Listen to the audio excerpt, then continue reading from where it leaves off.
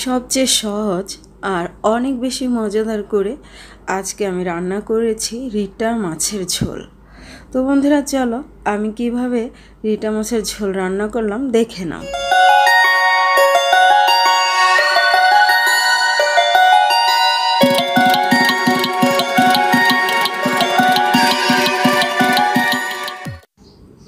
আজকের রেসিপির জন্য এখানে নিয়েছি আমি 6 পিস দেশি রিটা মাছ।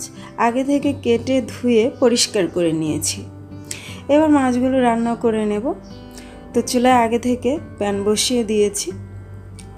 এরপর এর মধ্যে দিয়ে দিয়েছি প্রায় 1.5 কাপ পরিমাণ পেঁয়াজ কুচি আর পরিমাণ মতো বেশ কিছুটা তেল।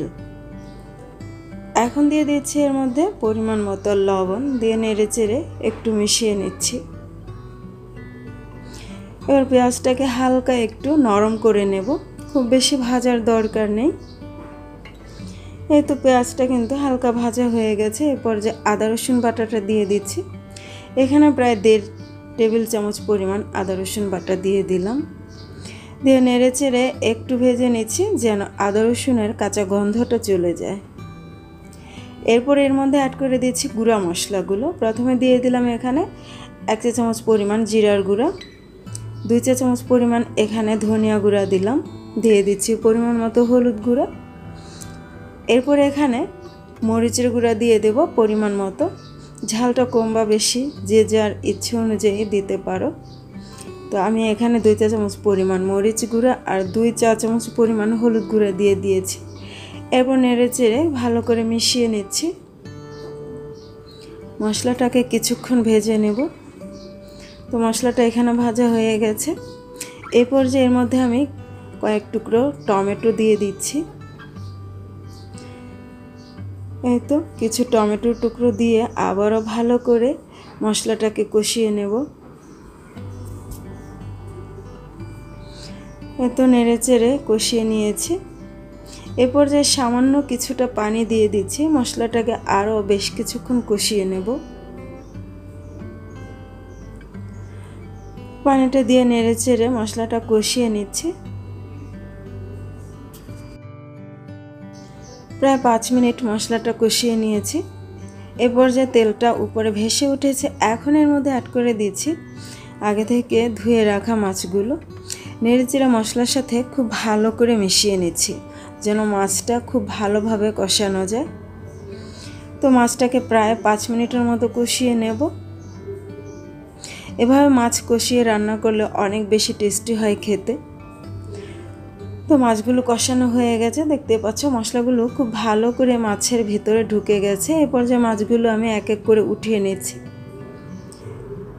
এভাবে কষিয়ে মাছটা উঠিয়ে তারপরে তরকারিটা রান্না করলে মাছটা ভেঙে যাওয়ার ভয় থাকে না, আর খেতেও কিন্তু অনেক বেশি ভালো হয়। তো সবগুলো মাছ আমি উঠিয়ে নিয়েছি। এ পর্যায়ে এখানে কিছু আলু আমি কিউব করে কেটে নিয়েছিলাম, 2টির মতো আলু রয়েছে এখানে। এই আলুগুলো দিয়ে মশলার সাথে খুব ভালো করে বেশ কিছুক্ষণ কষিয়ে নেব। আলুটা কষানো হয়ে গেলে এর মধ্যে তরকারির ঝোলের জন্য পানিটা দিয়ে দেব। তো আলুটা কষানো হয়ে গেছে। এখন এর মধ্যে প্রায় 2 কাপ পরিমাণ পানি অ্যাড করে দিচ্ছি। এত পানিটা দিয়ে দিলাম। নেড়ে চেড়ে মিশিয়ে বেশ কিছুক্ষণ বলক তুলে নেব।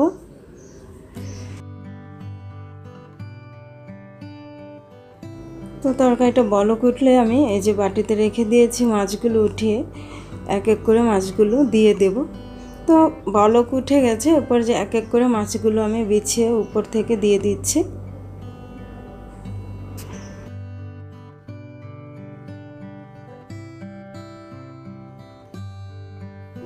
তো সবগুলো মাছ দিয়ে দিয়েছি আর সাথে কিছু টমেটোর টুকরো দিয়ে দিয়েছি।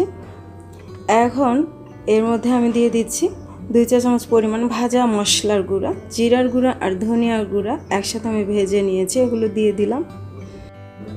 সাথে দিয়ে দিয়েছি আরও কয়েক টুকরো টমেটো আর কিছুটা ধনিয়া পাতা কুচি দিয়ে আরও বেশ কিছুক্ষণ রান্না করে নিয়েছি। এরপর যে চুলাটা অফ করে দিয়েছি। দেখতে পাচ্ছ কতটা লোভনীয় হয়েছে দেশি রিটা মাছের ঝোল। অনেক বেশি মজাদার হয়েছিল। আশা রাখছি তোমাদের রেসিপিটি ভালো লেগেছে। আজ এ পর্যন্তই। ভালো থেকো সবাই, সুস্থ থেকো। আল্লাহ হাফেজ।